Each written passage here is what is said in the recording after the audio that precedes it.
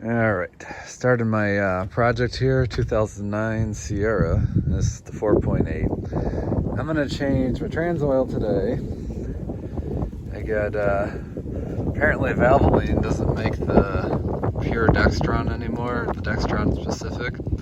Now they make some kind of combination with the Dextron and Mercron.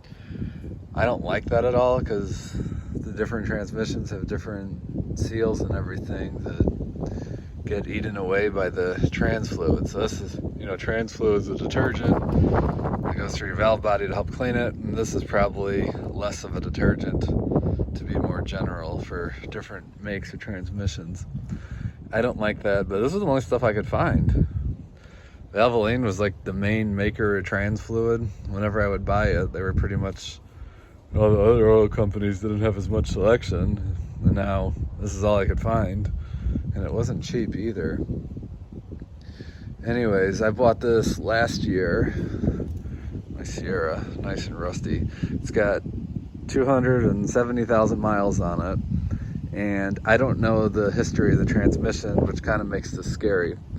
270,000 miles, you'd think that someone took care of it or it was replaced at some point. So if they took care of it, they would have regularly changed the trans fluid so it lasted to 270.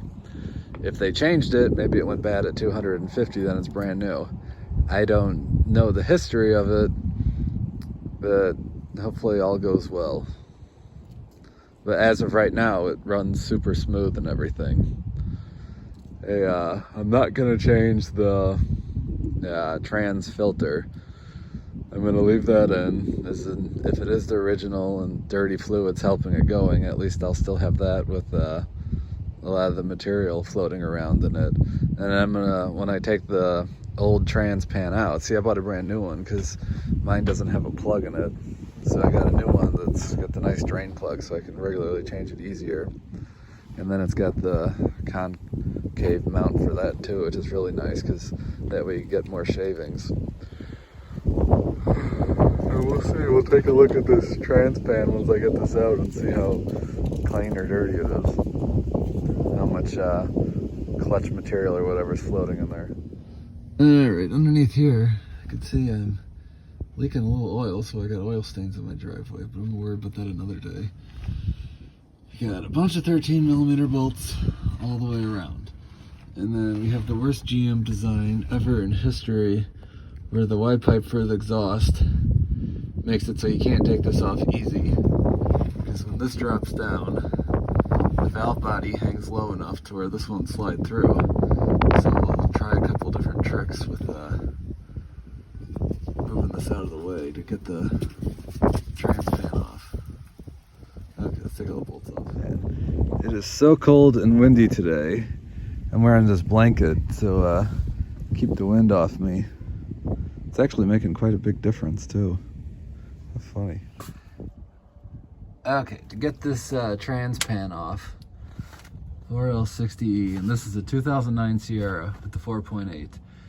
This ended up being most amount of work. I've done 4 of these so far, all 4L60Es, but they have little subtle differences. I've done a Suburban and 2 Silverados in the Sierra, and they all have little subtle differences. Here, what I did to get it off, just enough room, I ended up taking my transmission jack, jacking up the transfer case there for the differential, or for 4-wheel drive. Then I took this one and I left it off the ground, so you're actually pulling down. If you were to have it sitting on the ground, it's not going to have the same effect. And I also loosened the 2 bolts for the transmission mount, and that gave me that extra clearance. Now I've done other ones, and this one was the most amount of work out of all of them. Now there was one other little trick I had to do on the other side with the bracket. That was the difference between all of these. Because the 4L60E, for the linkage, one is a bracket that has 2 bolts that mount on the top, and you pretty much can't get it off unless you pull it out of the car or do it really hard, and that's what this has. Some other ones have one where the bracket mounts on the side, and then some it just mounts with the bolts that put the trans pan in. Let me show you this bracket. Okay, here's the bracket right here. And you can see you got your four-wheel drive shaft. And what I did, some guy, I watched his video, extremely smart. He took channel locks and put them there. Since I'm doing it by myself,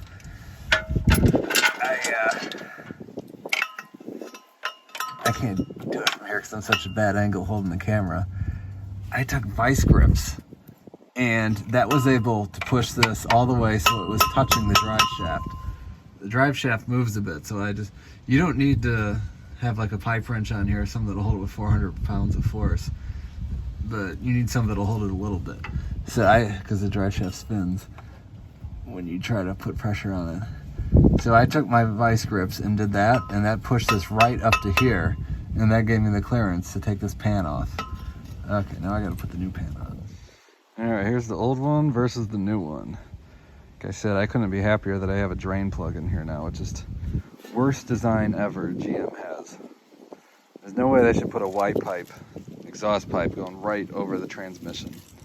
It gets so hot and it's impossible to take this thing off without making a mess. At least here, you got the plug. Then at least it's empty when you take it off. This, you know, it still had 4 inches of trans fluid in there because it's the only way to get it off. Okay, I finally got the pan on. Got the old one there. This is by far the hardest trans pan I've ever removed on any of these 4L60Es. But hard stuff, or the hard work is already done. Now I gotta fill it up. I'm gonna put this whole thing in there without turning it on. Then we'll turn it on and we'll see where we're at and see how much we need. Because of course you gotta have it running to have the temperature or the level perfect. Okay, now to check you want to get a hot temperature to make sure that your or hot fluid level to make sure that it's right. So right now it hasn't even moved yet, so we'll wait till it gets into the middle of 160 and 210, and then we'll check our level. All right, now that we got the engine heated up a little bit and the trans temp's only at 59. I wonder if it's got a lot in there yet. I go into reverse, let it sit there 10 seconds, and I go into neutral. And this is really so everything gets completely saturated in the transmission to simulate when you're driving that you'll lose all that fluid in the pan to it absorbing in the rest of the transmission. This is the most accurate way to check your level. If you don't do it like this, you won't have an accurate reading and you won't have the right level in there. And if you don't have the right level, it's not going to work.